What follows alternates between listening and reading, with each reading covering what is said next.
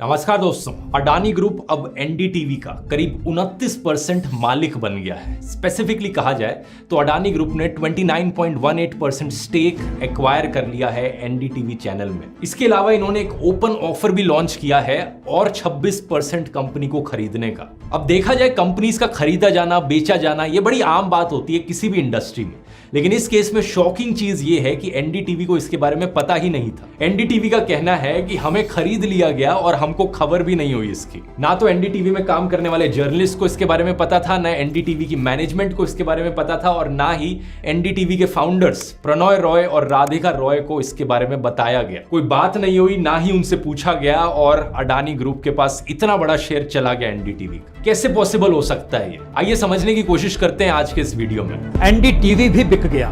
Billionaire Gautam Adani's media division acquired more than 29% in news broadcaster NDTV. Sita के पति का नाम ले लेके नीता के पति का काम कर रहे हैं, और क्या हो रहा है?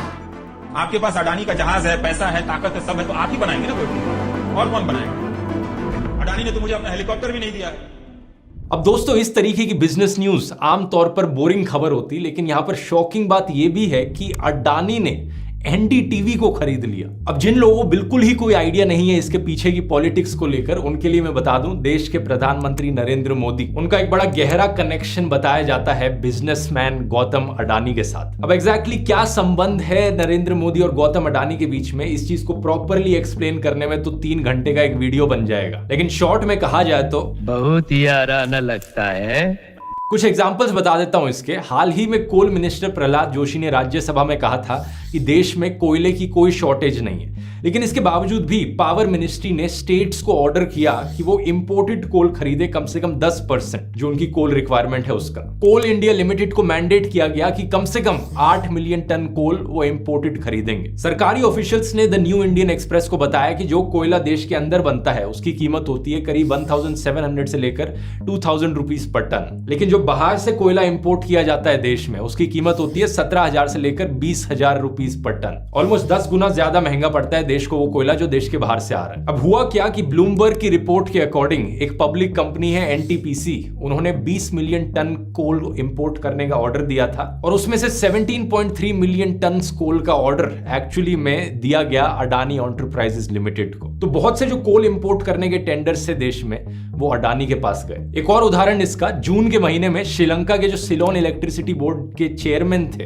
एमएमसी फर्डिनांडो, उन्होंने श्रीलंका के पार्लियामेंट्री पैनल के सामने जाकर क्लेम किया कि श्रीलंका के प्रेसिडेंट राजापक्सा को कहा गया नरेंद्र मोदी के द्वारा कि एक 500 मेगावाट रिन्यूएबल एनर्जी प्रोजेक्ट जो बनने लग रहा है वो अडानी ग्रुप को दे दिया जाए। हालांकि एक दिन बाद जब ये खबर फैली तो उन्होंने अपनी स्टेटमेंट को रिट्रैक्ट कर लिया। लेकिन इसके अलावा साल 2018 में इंडियन गवर्नमेंट ने अप्रूव किया था कि 6 एयरपोर्ट्स देश में प्राइवेटाइज किए जाएंगे, और कितने इत्तेफाक की बात है कि ये सारे के सारे 6 एयरपोर्ट्स खरीदने की बिड अडानी ग्रुप ने जीती। इससे करीब 4 साल पहले 2014 में कांग्रेस लीडर राहुल गांधी ने क्लेम किया था कि जब नरेंद्र मोदी गुजरात के चीफ मिनिस्टर थे तो उन्होंने 45,000 एकड़ जमीन अडानी को बेच दी एट अ रेट ऑफ 1 रुपी पर स्क्वायर मीटर, 1 स्क्वायर मीटर के 1 रुपए के रेट पर। दोस्तों, ऐसे क्लेम्स बार बार उठाए गए हैं। 2017 में सीपीएम मेंबर ब्रिंडा कैरेट ने एक्यूज किया था मोदी सरकार को कि इन्होंने 72,000 करोड़ रुपीस का बैंक लोन अडानी ग्रुप का वेव ऑफ कर दिया। 2018 में बीजेपी के खुद के लीडर सुब्रमण्यम स्वामी ने क्लेम किया था, बार बार इन्होंने दोहराया था एक्चुअली में इनके खुद के शब्दों में, Adani is the biggest NPA trapeze artist in PSUs. NPA का मतलब है नॉन परफॉर्मिंग एसेट्स, यानी बैड लोन्स। दोस्तों, इस तरीके के क्रॉनी कैपिटलिज्म के एक्यूजिशंस ना सिर्फ बीजेपी पर बल्कि कांग्रेस पर भी लगाए गए। ना सिर्फ इंडिया में बल्कि अमेरिका से लेकर ब्राजील तक कई देशों में इन चीजों की बात करी गई। नेटफ्लिक्स पर इस चीज को लेकर एक पॉलिटिकल थ्रिलर डॉक्यूमेंट्री है द एज ऑफ डेमोक्रेसी, और एक और है सेविंग कैपिटलिज्म। कभी टाइम मिले इन्हें जरूर देखना। कहा जाता है कि ये सारे लिंक्स एक सिंपल कंडीशन पर काम करते हैं, तुम मुझे चंदा दो, मैं तुम्हें धंधा दूंगा। मतलब क्रॉनी कैपिटलिस्ट पॉलिटिकल पार्टीज को डोनेशंस दें, छुपके से डोनेशंस हो सकती हैं क्योंकि आज के दिन इलेक्टोरल बॉन्ड्स एग्जिस्ट करती हैं जिसकी बात मैंने इस वीडियो में करी थी, और बदले में उन्हें फेवर्स मिलते हैं। जैसे कि लोन वेवर हो गया, टैक्स कट कर दिया गया, पब्लिक बैंकों से लोन दे दिया, कोई कानूनों को बदल दिया इधर उधर, बेल आउट्स दे दिए, कोई बड़े इंफ्रास्ट्रक्चर प्रोजेक्ट्स के टेंडर्स दे दिए, सरकारी कॉन्ट्रैक्ट्स दे दिए माइनिंग के, या देश की पब्लिक कंपनी के रिसोर्सेज को इन्हें बेच दिया गया। इंडियन एक्सप्रेस के अकॉर्डिंग आरबीआई ने स्टेट किया था पिछले 10 सालों में बैंकों ने 11.68 लाख करोड़ रुपीस के बैड लोन्स को राइट ऑफ कर दिया है। और ज्यादातर ये राइट ऑफ्स एक्चुअली में 2014-15 के बाद आए हैं, जब नरेंद्र मोदी की सरकार ऑलरेडी आ चुकी थी। अब आप पूछोगे कि ये सारी खबरें हमें कैसे नहीं पता चलती। वो इसलिए दोस्तों क्योंकि टीवी चैनल्स पर जो दिखाया जाता है वो सिर्फ हिंदू मुस्लिम, वो दंगे यहाँ हुए, वो भड़काऊ भाषण यहाँ दे दिया, कभी कोई बॉयकॉट आ गया, सिर्फ इन्हीं चीजों की खबरें कॉन्स्टेंटली चलाई जाती हैं ताकि जो असली खबरें नीचे दबी हुई हैं ज्यादातर पब्लिक को इसके बारे में पता ना चल सके। I can't shout over you. I'll tell you why. आपने हिम्मत कैसे की ऐसे सवाल पूछने की? I'm not yelling at you. I'm talking about Mr. McAdams. Audio बंद करिए इनका। थोड़ी मर्यादा रखिए। ऐसा नहीं है कि मैं अपनी तरफ से कोई बहुत गहरा इन्वेस्टिगेटिव जर्नलिज्म करने लग रहा हूं और खोद के आपको ये खबरें दिखाने लग रहा हूं। मेन स्ट्रीम अखबारों में ही इन खबरों को डाला गया है, लेकिन बात यह है कि अक्सर ये खबरें अखबार के किसी चौथे 5वें पन्ने पे कोने में आती हैं। और कितने लोग अखबार इतनी डिटेल में पढ़ते हैं? ज्यादातर लोग न्यूज को कंज्यूम करने के लिए टीवी चैनलों का इस्तेमाल करते हैं, और टीवी चैनलों पर क्या दिखाया जाता है वो ज्यादा मैटर करता है। इसलिए कहा जाता है कि ये जो गोदी मीडिया है ये कम्युनल प्रोपेगेंडा फैलाकर, हिंदू मुस्लिम की डिबेट्स कराकर जनता का ध्यान भटका कर रखता है, जनता को ब्रेन वॉश करके रखता है। इस पूरे सिनेरियो में एनडीटीवी एक बड़ा अनोखा चैनल है। इसलिए नहीं कि वो सरकार के खिलाफ बोल रहा है, फेवर में बोल रहा है, राइट विंग है, लेफ्ट विंग है, ये सब भूल जाओ। कुछ लोग कहेंगे कि ये बड़ा बायस चैनल है, अनबायस नहीं है, लेकिन ये इसकी बात ही नहीं कर रहा मैं, बायस्ड है नहीं है। अब बस ये देखो कि किन मुद्दों को चैनल पर दिखाया जा रहा है। बाकी चैनलों पर जहां कॉन्स्टेंटली हिंदू मुस्लिम पाकिस्तान जैसी खबरें चलती रहती हैं, वहां एनडीटीवी पर बात करी जाती है अनएम्प्लॉयमेंट, एजुकेशन, नौकरियों के बारे में। पिछले 3-4 महीने में रवीश कुमार के आप वीडियो सर्च करके देख लो कि किन किन अलग अलग मुद्दों की उन्होंने बात करी, और फिर इसे कंपेयर करो किसी भी और टीवी चैनल से। न्यूज लॉन्ड्री ने कुछ महीने पहले एक बड़ा इंटरेस्टिंग एनालिसिस किया था इसी चीज को लेकर। इन्होंने सारा डेटा कलेक्ट किया सारे न्यूज चैनल्स का, और फिर अलग अलग एक एक करके चेक किया कि एग्जैक्टली किस एपिसोड में किस चीज की बात करी जा रही है। तो स्क्रीन पर आप देख सकते हैं, जैसे फॉर एग्जांपल ये सुधीर चौधरी का डीएनए शो था, इसमें 73 से 28 एपिसोड्स में कम्युनल इश्यूज की बात करी गई। टाइम्स नाउ के शो में 68 में से 29 पे कम्युनल इश्यूज, रिपब्लिक भारत पर 96 में से 45 पर सिर्फ कम्युनल इश्यूज चले, न्यूज 18 इंडिया पर 68 में से 43 सिर्फ हिंदू मुस्लिम, आज तक पर 88 में से 45 सिर्फ हिंदू मुस्लिम, अर्नब गोस्वामी के रिपब्लिक टीवी पर 182 में से 60 में सिर्फ हिंदू मुस्लिम। और इन सब से अलग हटकर आपको देखने को मिलता है रवीश कुमार का शो एनडीटीवी पर, जिसमें से 77 में से सिर्फ 23 इश्यूज ऐसे थे जो हिंदू मुस्लिम रिलेटेड थे। और यहां पर एक बहुत बड़ा फर्क भी था, जब रवीश कुमार अपने शो में बात करते हैं वो इस तरीके से नहीं करते कि हिंदू और मुस्लिम के बीच में दुश्मनी बढ़ सके। वो जब इन इश्यूज की बात करते हैं तो आप खुद ही देख सकते हो उसका नतीजा क्या होता है। शो देखने के बाद आपके अंदर मन में नफरत नहीं आती दूसरे धर्म के लोगों के अगेंस्ट। एक और डिफरेंस इन सारे चैनलों में और एनडीटीवी में ये था कि इन सारे चैनलों की बाकी और डिबेट्स जो कम्युनल नहीं होती वो अक्सर ऑपोजिशन के खिलाफ होती है। हालांकि मीडिया का पर्पस है सरकार से सवाल करना, लेकिन ये सारे मीडिया चैनल वाले ऑपोजिशन को टारगेट करते हैं, ऑपोजिशन से सवाल करते हैं और सरकार की चमचागिरी करते हैं। एनडीटीवी फिर से इकलौता चैनल जो ऐसा नहीं करता। यही रीजन है कि देश की press freedom index ranking constantly पिछले कुछ सालों में नीचे गिरती गई है। वर्ल्ड प्रेस फ्रीडम इंडेक्स 2022 के अकॉर्डिंग इंडिया की रैंक 150 पोजीशन पर है आउट ऑफ 180 कंट्रीज। मतलब अगर 180 देश हैं दुनिया में तो उनमें से 149 देशों में मीडिया की हालत अपने देश से बेहतर है। और यही कारण है कि अच्छे जर्नलिस्ट जो इन सारे टीवी चैनलों में काम कर रहे थे उन्हें एक एक करके अपनी जॉब से या तो निकाला गया या उन्हें इस्तीफा देना पड़ा, क्योंकि इन बाकी टीवी चैनलों में एथिकल जर्नलिज्म की कोई जगह नहीं रह गई थी। पुण्य प्रसून वाजपेयी, अभिसार शर्मा, श्याम मीरा सिंह, अजीत अंजुम, प्रज्ञा मिश्रा, साक्षी जोशी, इन सब लोगों ने अब अपने यूट्यूब चैनल खोलने पड़े ताकि अपना इंडिपेंडेंट जर्नलिज्म कैरी ऑन कर पाए। और दूसरी तरफ क्योंकि टीवी पर रवीश कुमार अकेले बचे करने वाले, उन्हें बुरी तरीके से टारगेट किया जाता है, उनके पीछे एक ट्रोल आर्मी लगाई जाती है। एक समय पर उनका फोन नंबर भी लीक कर दिया था एक बीएचयू के प्रोफेसर ने।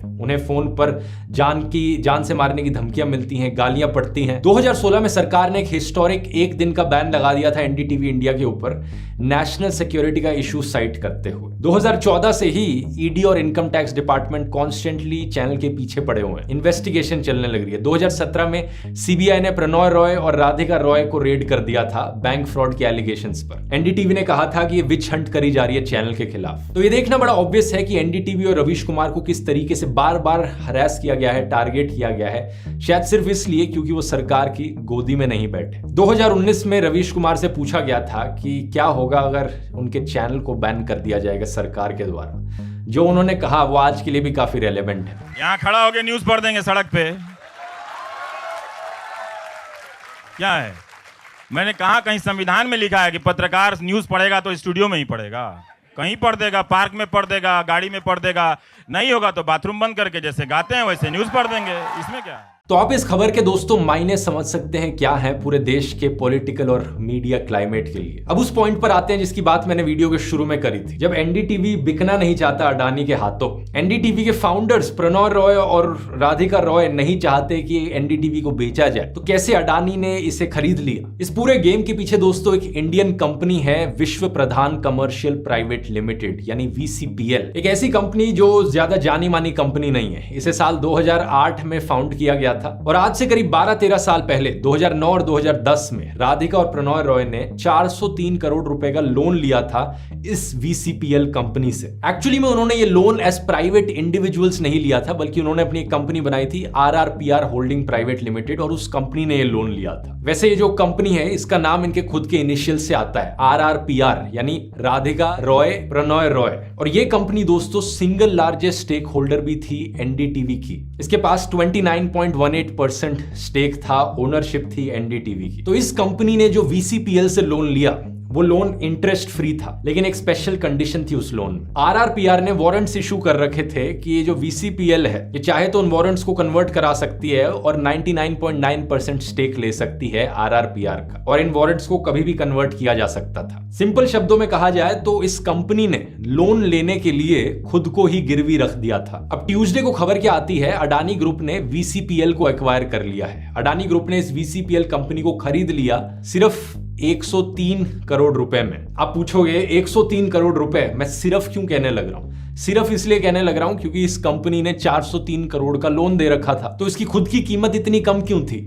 क्योंकि इस वीसीपीएल कंपनी ने भी पैसा लेने के लिए ये रिलायंस स्ट्रैटेजिक वेंचर्स के पास गए थे, मुकेश अंबानी की रिलायंस इंडस्ट्री लिमिटेड के पास, और उन्होंने इस लोन के पैसे को एक्चुअली में दिया था। लेकिन एनीवेज क्योंकि अडानी ने वीसीपीएल कंपनी को खरीद लिया, अब अडानी के पास ऑप्शन था कि वो इन वारंट्स को ओनरशिप में कन्वर्ट कर दे, इक्विटी में कन्वर्ट कर दे, और इन्होंने वो ऑप्शन चूज किया। तो अडानी ने वीसीपीएल को खरीदा, वीसीपीएल ने आरआरपीआर को एक्वायर कर लिया लोन की कंडीशंस के अकॉर्डिंग। और क्योंकि आरआरपीआर का एनडीटीवी में शेयर था 29.18%, तो वो शेयर अब अडानी के पास चला गया। वैसे एक सवाल यहाँ आपके दिमाग में आया कि अगर इन्वेस्ट करना है आपको पैसा, तो इन्वेस्ट करने के लिए सही कंपनीज को कैसे चुना जाए? इसके रिगार्डिंग एक बुक रेकमेंड करना चाहूंगा, बीटिंग द स्ट्रीट। इस बुक की समरी आपको मिल जाएगी कुकू एफएम पर सुनने के लिए। एक और बड़ी ऑडियो बुक है यहाँ पर बिजनेस स्ट्रैटेजी की। कुकू एफएम को नहीं जानते, बढ़िया ऑडियो लर्निंग का प्लेटफॉर्म है, ढेर सारी नॉलेजेबल ऑडियो बुक्स सुनने को मिलती हैं। आमतौर पर इसका प्राइस होता है 399 रुपीज पूरे साल के लिए, लेकिन आप ध्रुव 50 कूपन कोड इस्तेमाल करेंगे आपको 50% ऑफ मिलेगा, यानी पूरे साल भर की कॉस्ट पड़ेगी सिर्फ 199 रुपीज इनकी पूरी लाइब्रेरी को एक्सेस करने के लिए। लिंक इसका नीचे डिस्क्रिप्शन में मिल जाएगा, जाकर चेकआउट कर सकते हैं। लेकिन टॉपिक पर वापस आते हैं। अब इंडियन रेगुलेशंस के अकॉर्डिंग अगर किसी का किसी कंपनी में 25% से ज्यादा शेयर होता है तो उन्हें एक ओपन ऑफर देना पड़ेगा कि एटलीस्ट 26% शेयर वो और खरीद सकें फ्रॉम एग्जिस्टिंग शेयर होल्डर्स, ताकि बाकी जो एग्जिस्टिंग शेयर होल्डर्स हैं उन्हें अपॉर्चुनिटी मिल पाए अपना शेयर बेचने की। ये रेगुलेशंस हैं। तो इसीलिए अडानी ने 26% और शेयर खरीदने का ऑफर दिया। अडानी ने ऑफर किया है 294 रुपीज पर शेयर अपने ओपन ऑफर में, जिसका मतलब है ये 26% शेयर्स जो हैं इनकी कीमत हो गई 492.8 करोड़ रुपीस। अब अगर बाकी शेयर होल्डर्स भी अपने शेयर्स बेच देते हैं और अडानी को 26% शेयर भी मिल जाते हैं, तो इसका मतलब होगा टोटल में अडानी के पास 55% स्टेक आ जाएगा एनडीटीवी में। राधिका और प्रणॉय रॉय के पास एज इंडिविजुअल्स 32% है एनडीटीवी का शेयर, तो अडानी के पास टोटल कंट्रोल चला जाएगा एनडीटीवी कंपनी का। लेकिन सवाल यहां पर यह है कि क्या ये 26% और शेयर अडानी के पास जा पाएगा? अडानी के ओपन ऑफर का मतलब है कि कोई भी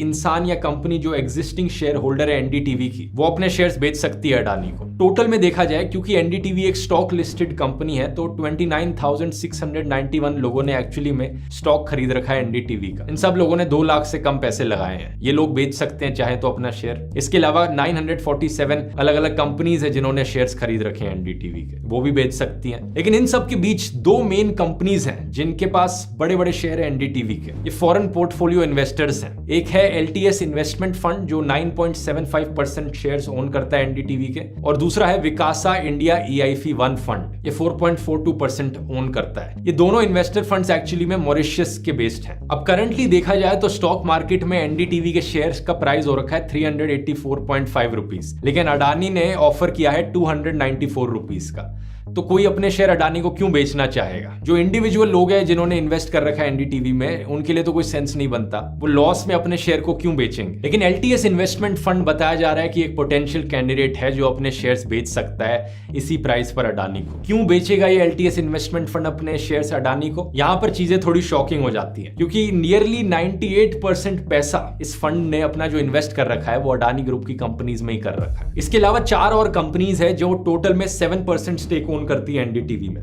ड्रॉली एजेंसीज, जीआरडी सिक्योरिटीज, आदेश ब्रोकिंग, कंफर्म रीबिल्ड। ये कहा जा रहा है कि ये 4 कंपनीज भी शायद अपने शेयर्स बेच दें अडानी को, क्योंकि द हिंदू बिजनेस लाइन की रिपोर्ट के अकॉर्डिंग इनका भी इनडायरेक्ट कनेक्शन है अडानी ग्रुप के साथ। तो एक्चुअली में जो पब्लिक शेयर होल्डर्स हैं उन्हें अपने शेयर्स बेचने की ही जरूरत नहीं है। अगर ये 6 के 6 कंपनीज अपने शेयर्स बेच देती हैं अडानी को, तो अडानी के पास 50% से ज्यादा स्टेक आ जाएगा एनडीटीवी में। और लोगों को डर इस बात का है कि एनडीटीवी की आवाज को भी अब दबा दिया जाएगा। एक सवाल आपके मन में उठेगा, क्या कोई तरीका है यहां पर एनडीटीवी कंपनी को बचाने का? एक तरीका यह हो सकता है दोस्तों कि प्रणॉय रॉय या उनकी वाइफ अडानी के ऑफर को काउंटर करने के लिए और महंगा ऑफर दे दें, बाकी शेयर होल्डर्स से वो खुद ही शेयर्स खरीद लें। लेकिन ऐसा होने का चांस बहुत कम लगता है, क्योंकि शायद उनके पास ये करने के लिए पैसे ही नहीं है। क्योंकि अगर उनके पास पैसे होते तो वो उस लोन को ही ना रीपे कर देते। दूसरी चीज यहां पर यह भी हो सकती है कि कोई व्हाइट नाइट आए, यहां पर कोई और ऐसा अमीर इंसान आए जिसके पास बहुत सारे पैसे हों और वो ऑफर करे कि मैं इन बाकी सारे शेयर्स को खरीद रहा हूं। उसे खुद से अपना पैसा स्पेंड करना पड़ेगा और अडानी को हराना पड़ेगा इस मनी बैटल में। अडानी को हाल ही में एशिया का रिचेस्ट मैन डिक्लेयर किया गया, तो ऐसा काम कोई और बहुत बड़ा बिजनेसमैन ही कर सकता है। यही कारण है दोस्तों कि इस पूरे प्रोसेस को एक हॉस्टाइल टेकओवर कहा जा रहा है। एनडीटीवी की मैनेजमेंट ये नहीं चाहती, एनडीटीवी में काम करने वाले जर्नलिस्ट ये नहीं चाहते, एनडीटीवी के खुद के फाउंडर्स ये नहीं चाहते। लेकिन जिस तरीके से सिचुएशन यहां आ पड़ी है, ये चीज होने लग रही है। आगे की बात आगे आने वाला टाइम ही बताएगा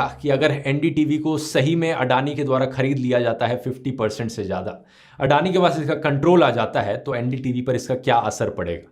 क्या एनडीटीवी भी एक गोदी मीडिया चैनल बन जाएगा? क्या रवीश कुमार और बाकी जर्नलिस्ट को चैनल छोड़ना पड़ेगा? ऐसा होने पर क्या चैनल अपने कोर व्यूअर्स को लूज कर जाएगा? फिर क्या उन्हें बाकी और बिकाऊ जर्नलिस्ट को हायर करना पड़ेगा चैनल चलाने के लिए? और अगर ऐसा होता है तो एनडीटीवी में एनडीटीवी वाली बात क्या रह जाएगी? एंशिएंट ग्रीक फिलॉसफी में एक शिप ऑफ थीसिस की बात करी जाती है। एक ऐसा जहाज जिसके आप एक एक करके सारे कंपोनेंट्स निकाल दो और अलग कंपोनेंट से रिप्लेस कर दो। जहाज में यूज की जाने वाली लकड़ी, जहाज का इंजन, जहाज का लोहा, सब कुछ निकाल के उसे रिप्लेस कर दिया गया। तो सवाल ये उठता है कि क्या वो जहाज ओरिजिनल जहाज रहा? अगर सारा ही अंदर का कंपोनेंट निकाल कर रिप्लेस कर दिया गया है, तो क्या उस जहाज को ओरिजिनल शिप ऑफ थीसिस बुलाना जायज भी है? सोचने वाली बात है। वीडियो पसंद आया, बाकी और वीडियोस यहाँ क्लिक करके आप देख सकते हैं ऐसे ही और इंटरेस्टिंग टॉपिक्स पर। बहुत बहुत धन्यवाद।